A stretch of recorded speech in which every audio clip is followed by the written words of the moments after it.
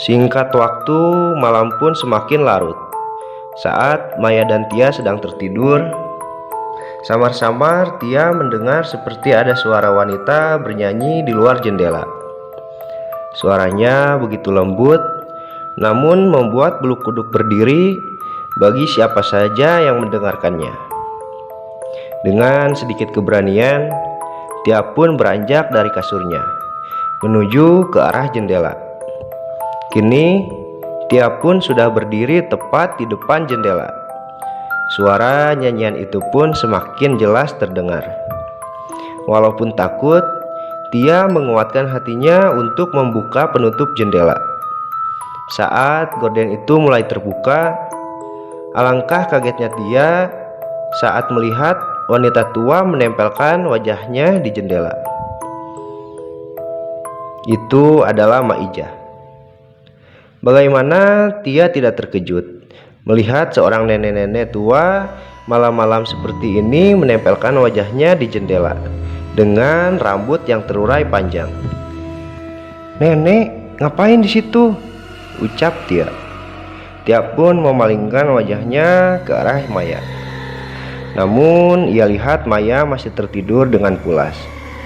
Saat Tia kembali mengarahkan pandangannya ke arah jendela, tiba-tiba Mak Ijah sudah menghilang. Seketika hembusan angin mulai meniup bulu kuduk Tia. Tia pun mulai ketakutan. Sontak ia berlari ke arah kasur, menarik selimut dan menutupi wajahnya hingga dia tertidur. Berbeda dengan Maya, dalam tidurnya yang begitu nyenyak, Maya bermimpi melihat Mak Ijah. Mak Ijah merangkak ke arahnya dengan badan yang penuh dengan darah. Maya ingin mendekatinya, namun badannya begitu kaku dan sangat susah untuk digerakkan. Tiba-tiba dari belakang Mak Ijah datang seorang nenek-nenek berbadan gempal, menarik kaki Mak Ijah. Dia adalah nenek-nenek yang waktu itu Maya lihat meloncat ke jurang. Maya pun histeris melihat Mak Ijah ditarik oleh nenek-nenek itu dengan sangat kasar, hingga Maya pun berteriak-teriak saat tertidur.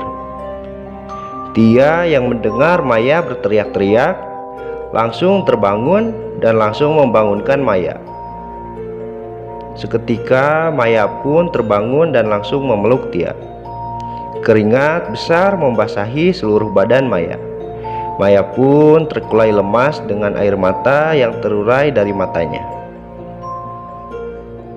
Singkat waktu, pagi pun kini telah tiba.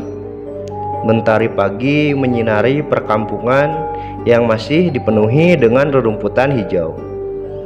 Saat Maya dan Tia keluar dari kamarnya, sudah tersedia sebakul nasi dan lauk pauk yang khas dengan perkampungan. Namun Paman Badru sudah tidak ada. Sepertinya dia sudah pergi ke sawah pagi buta sekali. Maya dan Tia pun langsung duduk di meja makan. Mereka saling menceritakan satu sama lain apa yang mereka alami semalam. Setelah mereka sama-sama menyelesaikan makannya, Tia bergegas duluan pergi ke air untuk mencuci tangan dan membersihkan badannya. Kini di meja makan hanya ada Maya sendirian. Saat dia ingin membereskan bekas makan, tiba-tiba ada sebuah tangan menempel di pundaknya. Jelas Maya pun terkejut. Sekaligus ia membalikkan setengah badannya ke arah belakang.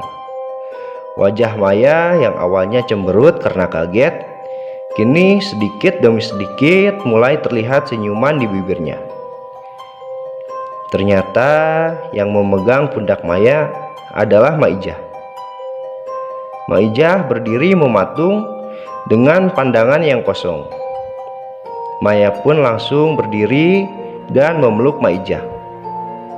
Namun tak ada reaksi sedikit pun dari Mak Ijah. Nenek kenapa?" masih ingat kan sama aku? Aku Maya loh, cucu nenek,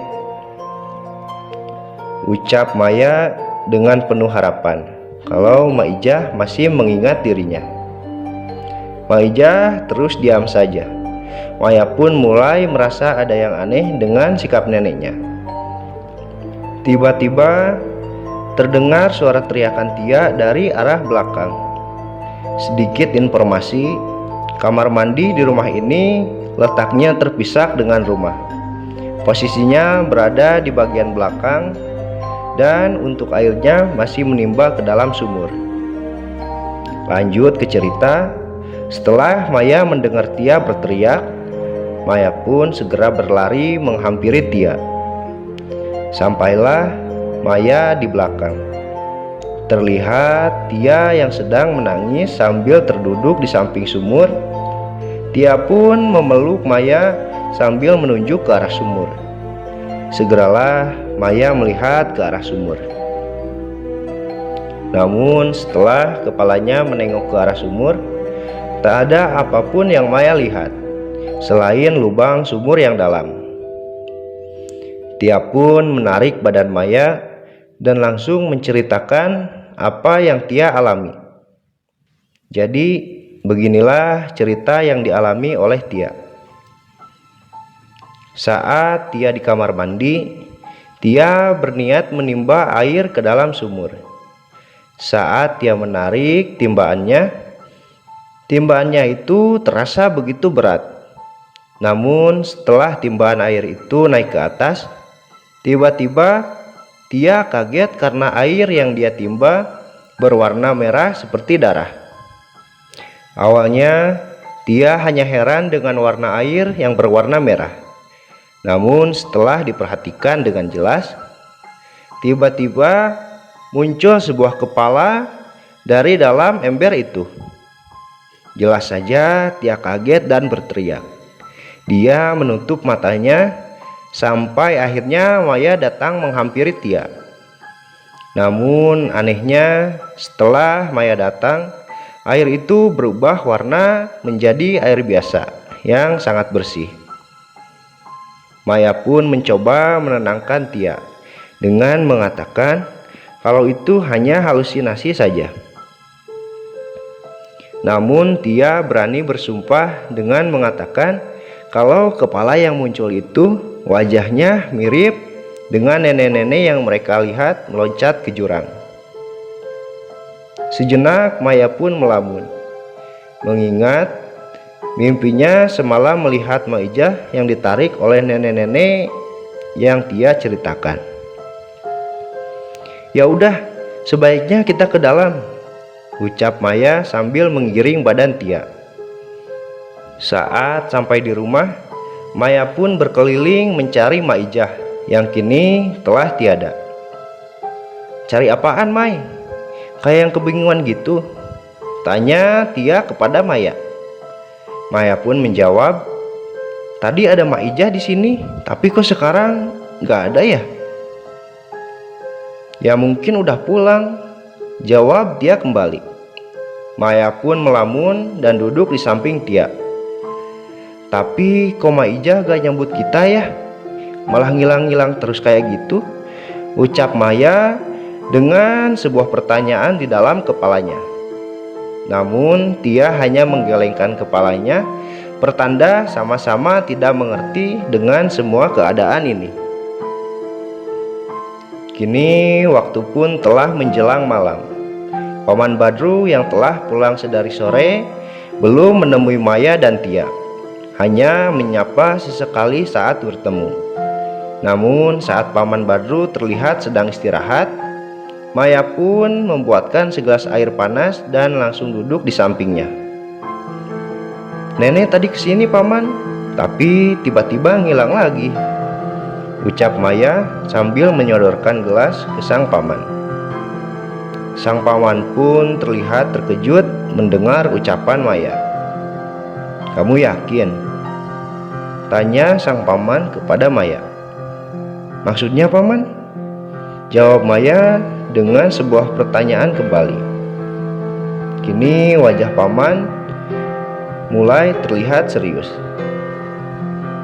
Sebenarnya ada yang mau paman bicarakan pada kalian. Jadi seminggu yang lalu paman ingin memberi kabar kepada kamu dan ibu kamu. Tapi paman benar-benar tidak tahu bagaimana cara memberi kabar pada kalian. Sebulan yang lalu saja paman beruntung bisa memberitahu kalian kalau nenek sakit. Itu pun karena ada anak buati yang kerja di kota dan pulang ke sini membawa motor pinjaman dari bosnya. Jadi saat dia mau berangkat lagi ke kota, paman bisa nebeng ke perbatasan kampung untuk nyewa telepon umum. Di kampung ini listrik memang sudah ada, namun belum sepenuhnya normal.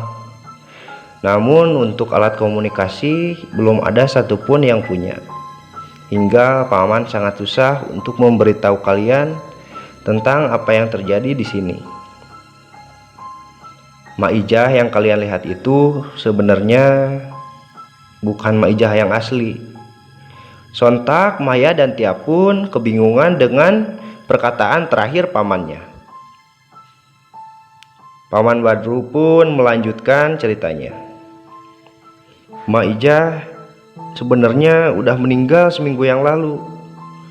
Maya pun terkejut mendengar ucapan pamannya dan terlihat tidak percaya. Karena dari mereka pertama datang ke kampung ini, mereka sering melihat Maijah. Maksud paman apa? Aku dan Tia udah ketemu sama nenek kok. Namun paman Badru menyangkal perkataan Maya. Sudah paman bilang, yang kalian lihat itu bukan Maijah yang asli. Kalian selalu didatangi Maijah karena kesalahan kalian memasuki rumah yang sudah meninggal. Seketika Maya dan Tia pun teringat ucapan sepasang suami istri yang melarangnya memasuki rumah Maijah. Kini mereka benar-benar serius mendengarkan paman Badru bercerita. Jadi ada yang harus kalian tahu. Orang yang memiliki perjanjian dengan nenek Boyot saat meninggal, rumahnya tidak boleh dimasuki kembali. Jika ada yang melanggar, maka mereka akan terus diikuti oleh arwah yang meninggal tersebut. Jadi maksud paman yang menemui kita itu arwah Maijah? Tanya Maya sambil melirik ke arah Tia. Terus nenek Boyot itu siapa? Tanya Tia. Nenek Boyot itu bukan manusia. Dia hantu nenek-nenek yang berbadan gempal. Rambutnya terurai panjang dan kedatangannya selalu ditandai dengan bau busuk. Kini terjawab sudah. Ternyata nenek-nenek yang Maya dan Tia lihat meloncat ke jurang adalah nenek Boyot. Lalu apa perjanjian Maijah dengan nenek Boyot itu? Tanya Maya. Hantu nenek Boyot selalu mengambil bayi yang baru dilahirkan, ucap paman Badru. Paman Badru pun terdiam.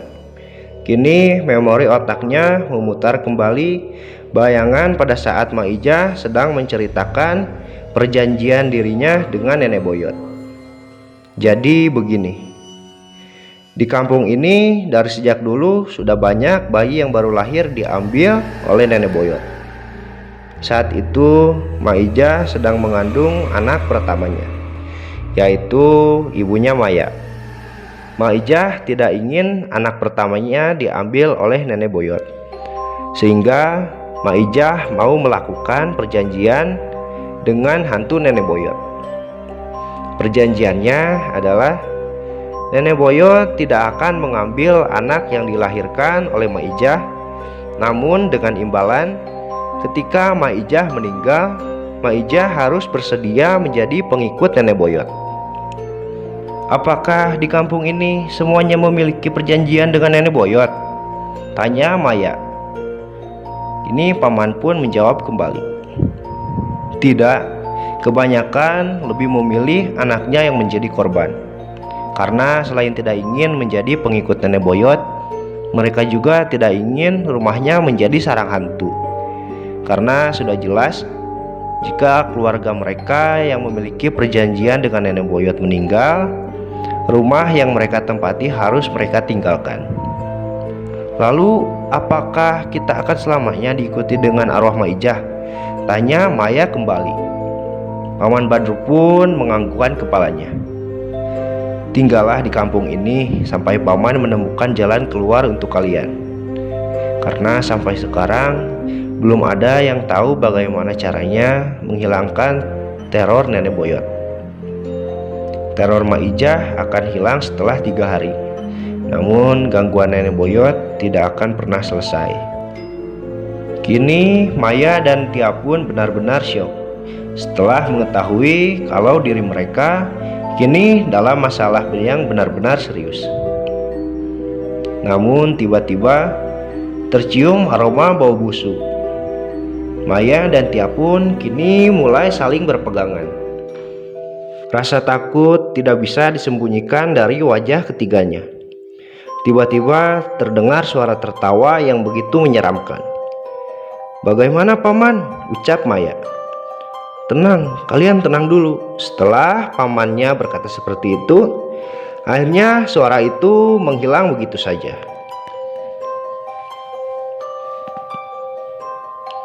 Singkat cerita, kini telah memasuki hari ketiga. Hari di mana teror Maijah akan segera berakhir. Namun semua tidak semudah yang Maya dan Tia bayangkan. Teror terakhir Maijah ini benar-benar menakutkan. Malam itu, Maya dan Tia hanya berdua di rumah. Saat mereka akan tidur, tiba-tiba Tia menjerit ketakutan. "Itu Mai!" Tangan Tia menunjuk ke arah lubang ventilasi yang cukup besar. Maya pun terdorong mundur saat melihat arah yang ditunjuk oleh Tia. Ternyata di lubang ventilasi itu ada Maijah yang sedang mengintip mereka dengan wajah yang menyeramkan. Bola matanya bergerak ke kiri dan ke kanan. Bibirnya tersenyum menyeringai. Maya dan Tia pun kini saling berdekatan. Mereka menutup matanya sambil berteriak ketakutan. Beberapa lama kemudian, mereka memberanikan dirinya melihat kembali ke arah lubang ventilasi. Dan ternyata wajah Maijah sudah menghilang. Namun tiba-tiba ada suara menangis dalam lemari. "Tolong, tolong!" Terdengar suara Maijah minta tolong dari dalamnya. Seketika lemari itu pun terbuka dan terlihatlah Maijah di dalamnya.